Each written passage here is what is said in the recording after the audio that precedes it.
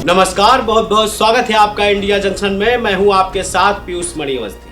America द्वारा भारत पर reciprocal tariff लगाए जाने के बाद जहां एक तरफ पूरा शेयर मार्केट धड़ाम हो गया, तो वहीं इस मामले में अब राजनीति भी देखने को मिल रही है, जिसका असर उत्तर प्रदेश में भी देखने को मिला।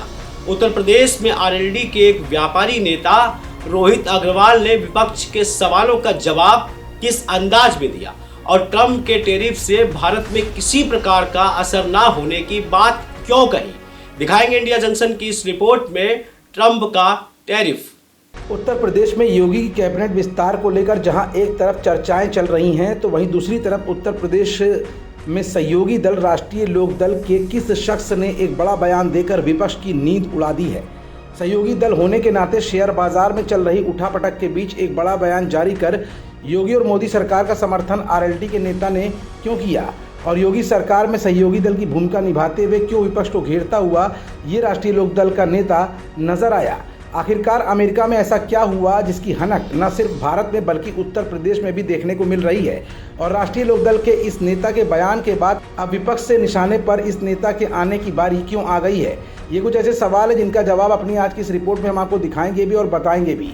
दरअसल अमेरिका के राष्ट्रपति डोनाल्ड ट्रंप ने 2 अप्रैल को दुनिया के कई देशों पर जवाबी टैरिफ का ऐलान किया है। इसके बाद शेयर बाजार में भारी गिरावट दर्ज की जा रही है।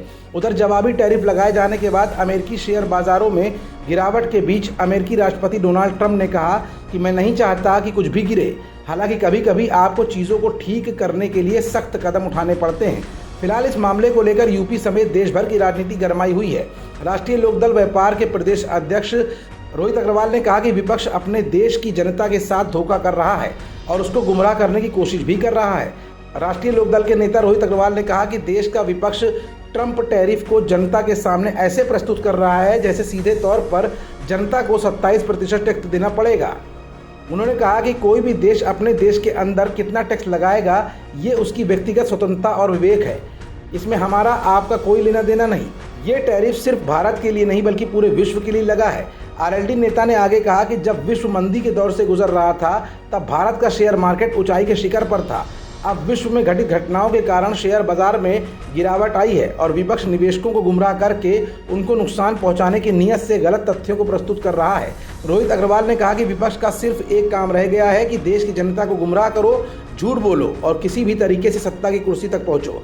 दरअसल बीते कुछ दिनों से लगातार राष्ट्रीय लोकदल का नाम तब से चर्चाओं में आना शुरू हुआ जब से योगी कैबिनेट में विस्तार की संभावनाओं के बीच राष्ट्रीय लोकदल से कुछ विधायकों को मंत्री बनाए जाने की बात चल रही थी। इस बीच राष्ट्रीय लोकदल के नेता रोहित अग्रवाल के इस बयान के बाद राष्ट्रीय लोकदल और भी ज्यादा लाइमलाइट में आ गया है। खबरों से जुड़े रहने के लिए सब्सक्राइब करें हमारा चैनल इंडिया जंक्शन।